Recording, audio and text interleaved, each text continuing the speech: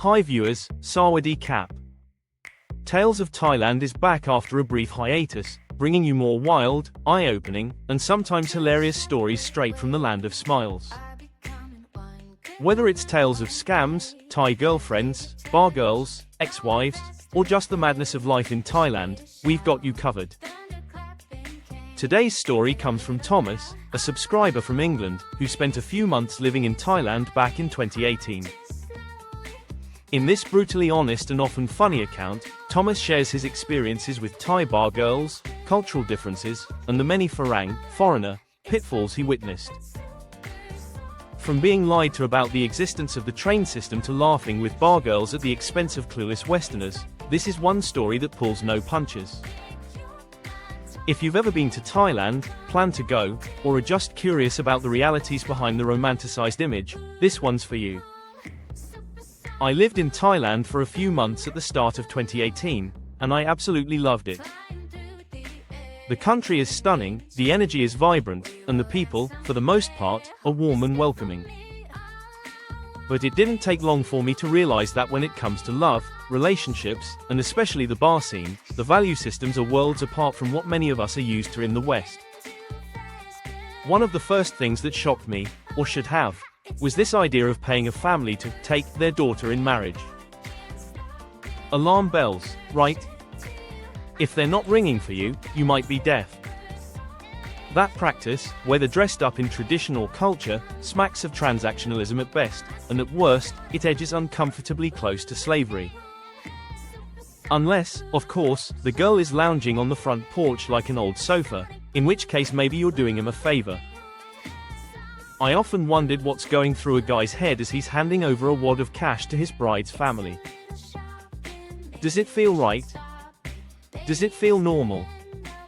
Let's not forget, yes, these families may be poor, and I don't diminish that, but they were getting by before your farang backside even landed at Suvarnabhumi.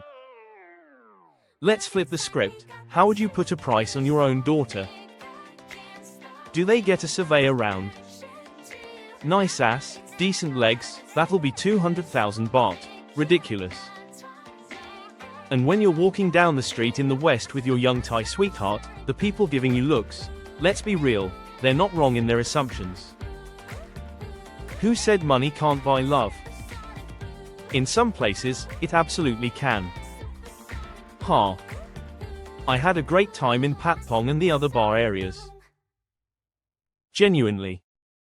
Drank, laughed, danced, talked nonsense, and I left with my dignity intact.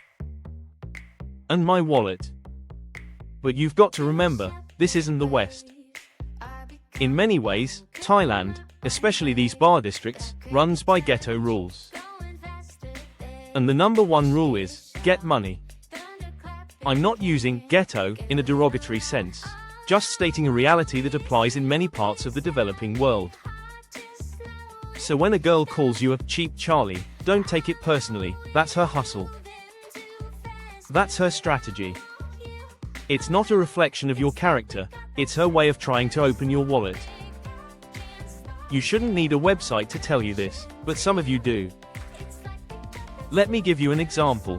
One night on Sukhumvit Road, I asked a girl where the underground train was. She looked me dead in the face and said, "No have."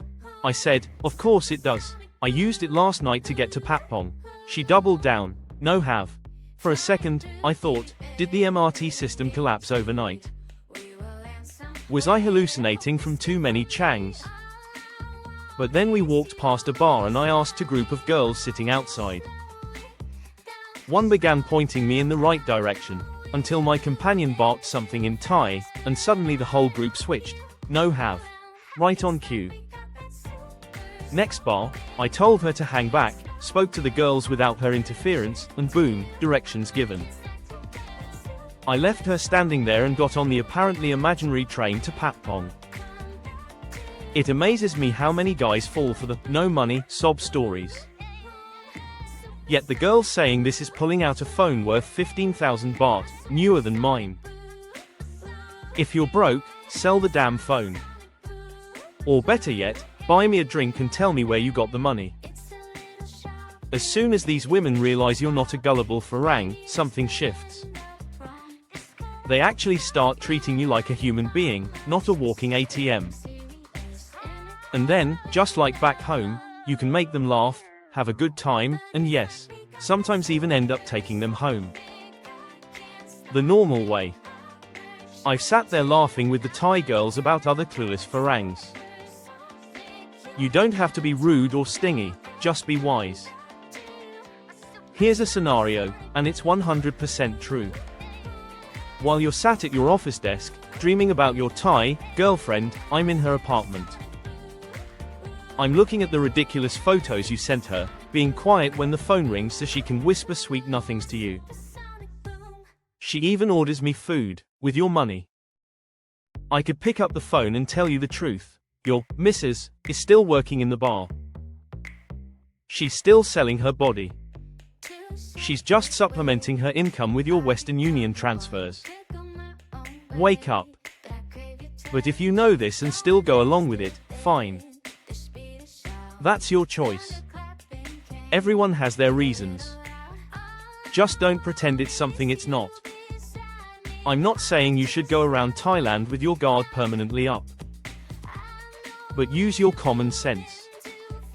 Honestly, I had an amazing time in Thailand, with bar girls included, without losing self-respect or turning into a cliché. Paying someone to pretend to be your girlfriend? Come on. Is that really what you came here for? Enjoy the country, enjoy the people, enjoy the experience, but stay sharp. I make no apologies if this comes across as blunt or generalized. Anyone with an ounce of common sense is probably nodding right now. But let's be honest, if you need a video like this to tell you someone's scamming you, maybe you need more help than I can give. Farangs, wake up. You're making the rest of us look bad. I had the time of my life out there. You can too, without being a fool. And there you have it, a no-holds-barred story from Thomas about his time in Thailand, full of real talk, sharp observations, and a few harsh truths about the girlfriend experience, bar girls, and the farang fantasy. What do you think? Was Thomas spot on with his views, or do you think he was being too harsh? Have you had similar experiences, or completely different ones? Let us know in the comments below. We love hearing your takes. Don't forget to like, subscribe, and hit the bell icon so you don't miss more real stories from Tales of Thailand. New episodes dropping soon. Stay smart, stay safe, and as always, don't be a stupid farang. See you in the next one. Kob kun kap.